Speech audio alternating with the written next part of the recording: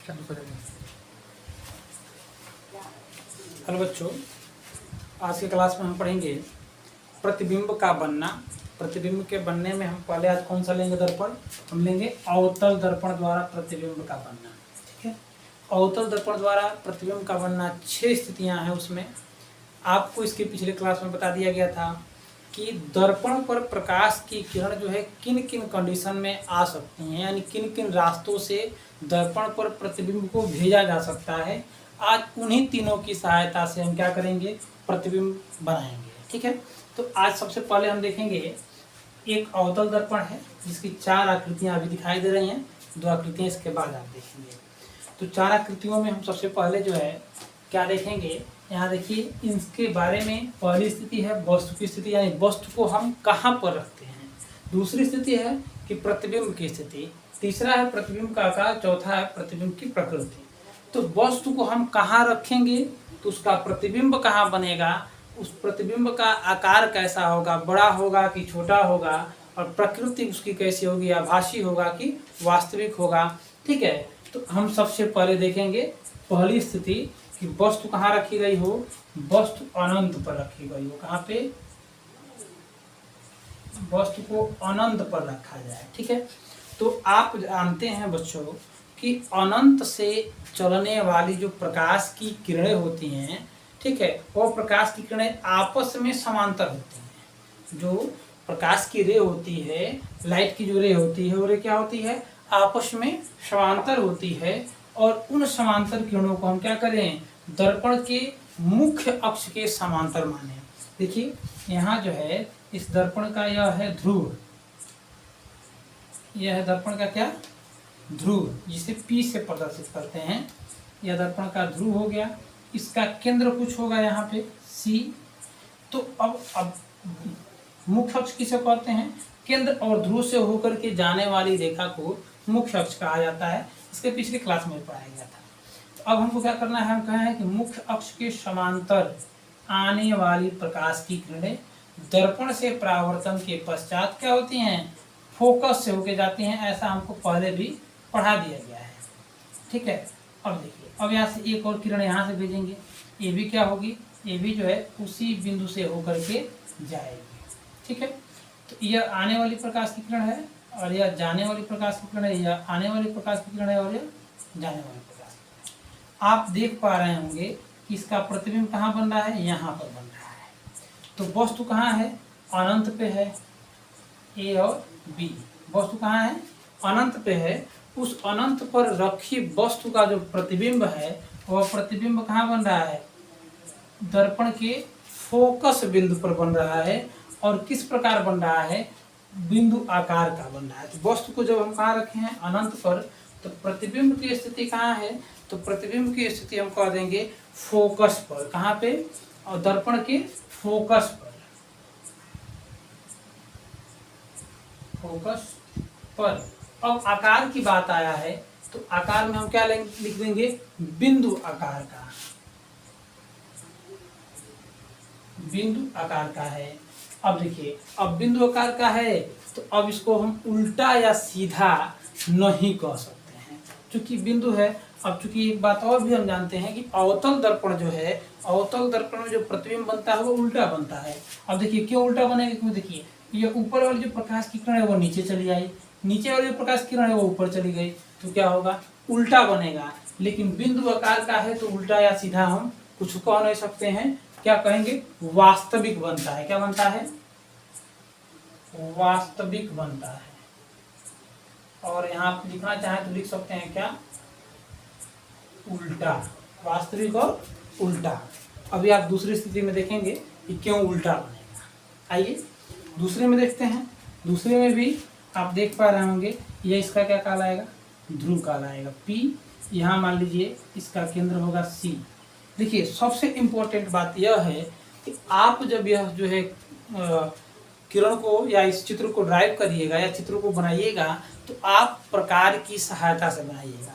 बाहर जो है प्रकार की सहायता से बनाने से क्या इसका लाभ होगा कि आपको इसका जो है टोटल वैल्यू केंद्र की और उसकी, आप जानते हैं, आपको एक सूत्र प्रूफ कराया गया था, F = R/2।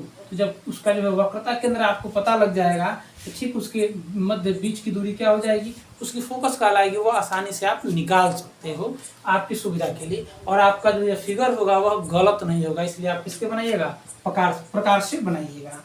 दूसरी स्थिति हमारी क्या है, पहली स्थिति तो हमने देखा अनंत, दूसरी स्थिति हम कहेंगे कि अनंत और केंद्र के बीच, कि कहाँ पे, अनंत और केंद्र के बीच, अनंत और वक्रता केंद्र के बीच। ठीक है, अब चलिए, अब बात आती है अनंत। आप देखेंगे इसके इधर है, केंद्र कहाँ है, यहाँ है। तो हम एक वस्तु लिए ए बी, जो मुख्य अक्ष पर ही हमने क्या किया, इसको रख दिया। ठीक है, इसका क्या नाम है, इसका नाम है ए बी। ए बी, आप जानते हैं प्रतिबिंब बनाने के लिए कम से कम 2 प्रकाश की किरण की आवश्यकता होती है। तो इसके लिए हम एक प्रकाश की किरण भेजेंगे मुख्य अक्ष के समांतर, और वह जो क्या होगी, वह फोकस से होकर के जाएगी। दूसरे प्रकाश की किरण हम कहाँ से भेजेंगे, आपको बताया गया था 3 ही स्थितियाँ थी। एक क्या था, समांतर, दूसरा था केंद्र से, और तीसरा था फोकस से। तो समांतर हमने एक भेज दिया, और दूसरा किससे भेज सकते हैं, फोकस या केंद्र से भेजेंगे। तो हमारे पास सबसे पहले केंद्र है, तो हम केंद्र से ही भेजेंगे।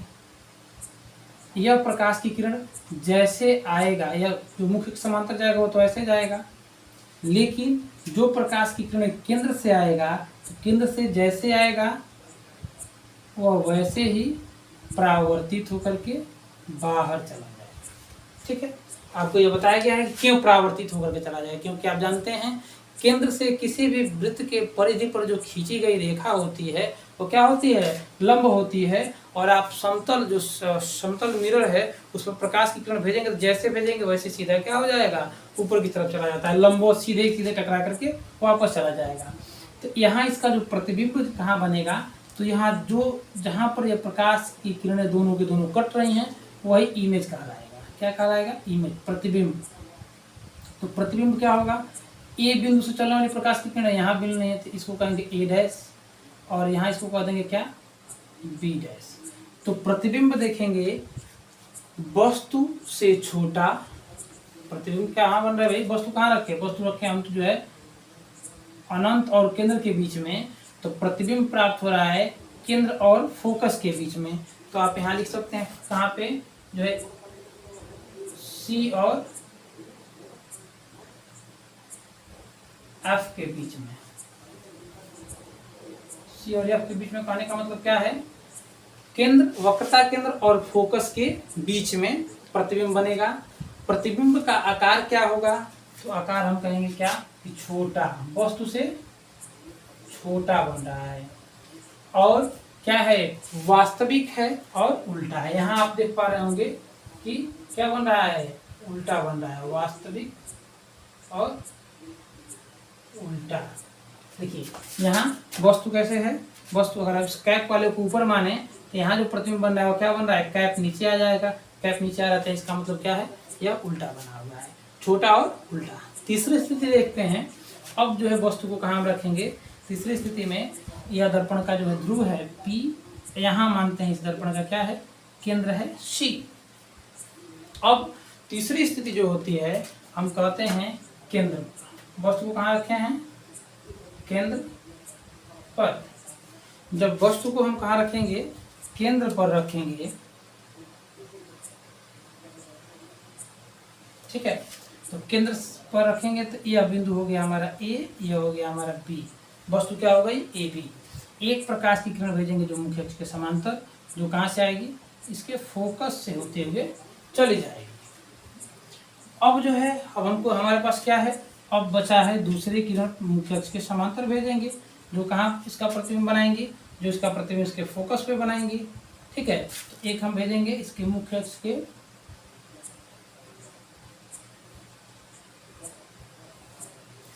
यह प्रतिबिंब कहाँ बनाएगा, यहाँ कट रहा है, तो यह प्रतिबिंब बनाएगा इसके वस्तु पर ही, वस्तु के पास ही, बी डैश ए डैश।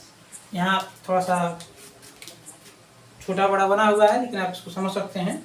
यहाँ जो प्रतिबिंब बनेगा हम कह देंगे क्या, जब वस्तु को केंद्र पर रखेंगे तो प्रतिबिंब भी क्या बन रही है, केंद्र पर ही बनेगा। और वस्तु के आकार क्या होगा प्रतिबिंब का, वस्तु के बराबर होगा, वस्तु के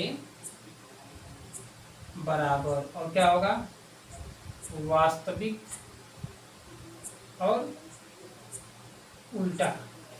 ठीक है, देख पा रहे होंगे यहाँ वस्तु रखा गया है केंद्र पे, और केंद्र पर रखी वस्तु से चलने वाली जो प्रकाश की किरणें हैं, वो प्रकाश की किरणें एक मुख्य के समांतर गई, ऐसे चली आई, और एक कैसे गया, एक फोकस से गया, तो उस फोकस से जाएगा तो समांतर हो जाएगा, फोकस से जाएगा समांतर होगा, समांतर होगा इसका प्रतिबिंब क्या बनाएगा, ए डैश बी डैश बनाएगा, उल्टा बनाएगा और वस्तु के बराबर बनाएगा। अब चौथी स्थिति आती है कि वस्तु कहाँ रखेंगे हम, वस्तु रखेंगे केंद्र और फोकस के बीच में। कहाँ पे, सी और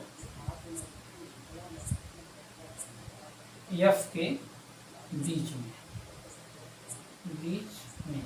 कहने का तात्पर्य क्या है कि वक्रता केंद्र और फोकस के बीच में वस्तु को रखा जाएगा। ठीक है, ये इसका हो गया क्या, दर्पण का ध्रुव, और यह हो गया आपका क्या, वक्रता केंद्र सी, यह हो जाएगा इसका क्या, फोकस एफ। तो इन दोनों के बीच में हमने यहाँ वस्तु को रखा। ठीक है, अब यहाँ से हम क्या करेंगे, एक प्रकाश की किरण भेजेंगे जो जाएगा मुख्य अक्ष के समांतर। आप स्केल और पटरी प्रकार की सहायता से बनाइएगा जिससे प्रतिबिंब वगैरह आसानी से सीधा बन सके। यहाँ से जाएगा, ये फोकस से सीधा निकल जाएगा। दूसरी प्रकाश की किरण हम कहाँ से भेजेंगे भाई, दूसरी प्रकाश की किरण हम चाहेंगे तो ध्रुव पर भेज सकते हैं, चाहेंगे तो फोकस से भेज सकते हैं। तो फोकस से भेज देते हैं, हमारे पास अभी ऑप्शन है, तो हम दूसरी प्रकाश की किरणों को भेजेंगे फोकस से, जो टकरा करके क्या हो जाएगी, समांतर हो जाएगी। आप देखेंगे यह है वस्तु ए और यह है बी। ए से एक प्रकाश की किरण ऐसे गई तो जो है मुख्य अक्ष के समांतर, जब जाएगी तो फोकस से होके आई, और जो फोकस से होके गई वो कहाँ से आ रही है, मुख्य अक्ष के समांतर। प्रतिबिंब बन रहा है यहाँ पे, यानी कि हम कह सकते हैं अगर मुख्य अक्ष को थोड़ा सा और आगे बढ़ाया जाए तो प्रतिबिंब हमारा बनेगा ए डैश बी डैश, यहाँ पर बी डैश ए डैश, बी डैश को हम यहाँ लिख सकते हैं, बी डैश ए डैश। यहाँ आप देखेंगे तो वस्तु जब जैसे जैसे नजदीक आ रहा है वैसे वैसे प्रतिबिंब दूर जाता जा रहा है, और प्रतिबिंब का आकार जो है वो क्या हो रहा है, बढ़ता जा रहा है। हम कहेंगे कि जब वस्तु को केंद्र और फोकस के बीच में रखेंगे तो जो प्रतिबिंब की स्थिति है वह प्रतिबिंब कहाँ प्राप्त होगी, केंद्र और अनंत के बीच में। कहाँ प्रतिबिंब प्राप्त होगा भाई, केंद्र और, या हम कह सकते हैं कि केंद्र से दूर, क्या कह सकते हैं, केंद्र से दूर बनेगा, या इसको हम बोलचाल की भाषा में ऐसे भी कह सकते हैं, केंद्र और अनंत के बीच में इसका प्रतिबिंब प्राप्त होगा। और वस्तु से बड़ा क्या बनेगा, वस्तु से बड़ा, और क्या बनाएगा, वास्तविक उल्टा। ठीक है, यहाँ तक फिर एक बार आप पुनः समझ लीजिए, इसके बाद इसको हम इरेज कर देंगे। पहली स्थिति क्या थी, वस्तु को अनंत पे रखा गया था। जब वस्तु को अनंत पे रखा गया था तो उसका प्रतिबिंब कहाँ प्राप्त हुआ, फोकस पर प्राप्त हुआ। किस आकार का, बिंदु आकार का, वास्तविक और उल्टा। चूंकि बिंदु आकार का रहता है तो बिंदु आकार में उल्टा या सीधा की गणना नहीं की जाती है। दूसरी स्थिति थी, वस्तु को हमने कहाँ रखा है, अनंत और वक्रता केंद्र के बीच में। यह वक्रता केंद्र है सी और अनंत इधर है, इन दोनों के बीच में हमने मुख्य अक्ष पे एक वस्तु रखा ए बी। ए बी के ए बी सिरे से, बिंदु ए सिरे से एक प्रकाश की किरण भेजे मुख्य अक्ष के समांतर, और एक भेजे हमने केंद्र से। दोनों प्रकाश की किरणें जहाँ कट रही हैं वो प्रतिबिंब का निर्माण कर रहा है। यहाँ प्रतिबिंब वस्तु से छोटा, फोकस और केंद्र के बीच में, वास्तविक और उल्टा प्राप्त हुआ। तीसरी स्थिति में देखे हैं तो केंद्र पर वस्तु को जब रखे तो प्रतिबिंब भी कहाँ प्राप्त हुआ, केंद्र पर ही प्राप्त हुआ, वस्तु के बराबर प्राप्त होगा। जब वस्तु केंद्र पर रखी जाती है तो उसका प्रतिबिंब भी केंद्र पे ही प्राप्त होता है। वहाँ उसका आवर्धन के बारे में जानेंगे तो आवर्धन उसका 1 होता है। और चौथी स्थिति है कि जब वस्तु को केंद्र और फोकस के बीच में रखा गया है, केंद्र और फोकस के बीच में, तो उससे जो है चलने वाले प्रकाश की किरणें क्या हुई हैं, यहाँ केंद्र से दूर मिल रही हैं, उसका प्रतिबिंब क्या बन रहा है, आप देख पा रहे होंगे बड़ा बन रहा है, उल्टा बन रहा है और वास्तविक बन रहा है। तो कहेंगे केंद्र से दूर वस्तु से बड़ा और वास्तविक एवं उल्टा प्राप्त हो रहा है। ठीक है, यहाँ तक का स्क्रीनशॉट ले लीजिए। तो हम आगे दो स्थितियाँ और हैं जो बता देंगे आपको। देखेंगे हम, अब देखेंगे पांचवी स्थिति में देखेंगे कि वस्तु कहाँ रखी गई हो, फोकस पे रखी गई हो। वस्तु कहाँ हो, फोकस बिंदु पर रखी गई हो। वस्तु कहाँ हो, फोकस यह पर हो, यानी यह पर स्थित होगी वस्तु। तो हम देखिए यह देख पा रहे हैं कि यह क्या है, इसका केंद्र है, इसका ध्रुव है। तो फोकस कहाँ होगा, इसके मध्य बिंदु यहाँ पर होगा। तो इसके लिए हम क्या करेंगे, इस पर जब वस्तु को रखा जाएगा ऐसे एक वस्तु को, तो यहाँ पर रखने के लिए हम क्या करेंगे, ए बिंदु और यह है बी बिंदु। तो इससे हम एक जो है मुख्य अक्ष के समांतर प्रकाश की किरण को भेजेंगे। जब मुख्य अक्ष के समांतर प्रकाश की किरण को भेजेंगे तो यह निश्चित रूप से कहाँ से आएगी, यह फोकस हो कैसे जाएगी। और एक स्थिति और हमारी आ जा रही है, अब जो है हम इसको चाहें तो केंद्र से भी भेज सकते हैं। ऐसे आप देखिए केंद्र से नहीं जा सकता, लेकिन मानेंगे कि केंद्र से ऐसे जा रहा है, केंद्र की तरफ से ही जा रहा है। तो अब यह जब पहली स्थिति हम देखेंगे, जब मुख्य के समांतर भेजे तो ये प्रकाश की किरण से टकरा के वापस चली जाएगी इधर की तरफ। दूसरा हम भेजेंगे केंद्र की तरफ से, जैसे जाएगा यह वैसे ही क्या हो जाएगा, सीधा चला आएगा। यह नहीं समझ में आया तो एक और इस पर किरण भेज लेते हैं हम, कहाँ पे, दर्पण के ध्रुव पर। दर्पण के ध्रुव पर भेजेंगे, वो भी क्या होगा, परावर्तन के नियमानुसार सीधा ऐसे निकलेगा। तो अब यह देख पा रहे होंगे आप लोग कि यह तीनों किरणों के बीच की आपस की जो दूरी है वह हर जगह क्या रह रही है, समान रह रही है। यानी कि यह किरणें, कोई भी दो किरणें एक जगह मिलने वाली नहीं हैं। जब यह दोनों किरणें एक जगह मिलने वाली नहीं हैं, अर्थात हम इसको कह सकते हैं क्या, कि इसका जो प्रतिबिंब बनेगा, आगे हम बढ़ते जाएंगे, ना मिलेगा ना बनेगा, तो हम कहेंगे प्रतिबिंब कहाँ बनेगा, अनंत पर। जिस दिन अनंत की खोज कर ली जाएगी उस दिन प्रतिबिंब भी क्या हो जाएगा, बन जाएगा। ठीक है, अब अनंत पर बनेगा। अब देखिए कैसा बनेगा, आप देख पा रहे हैं नीचे की तरफ जाता जाएगा, तो बहुत बड़ा।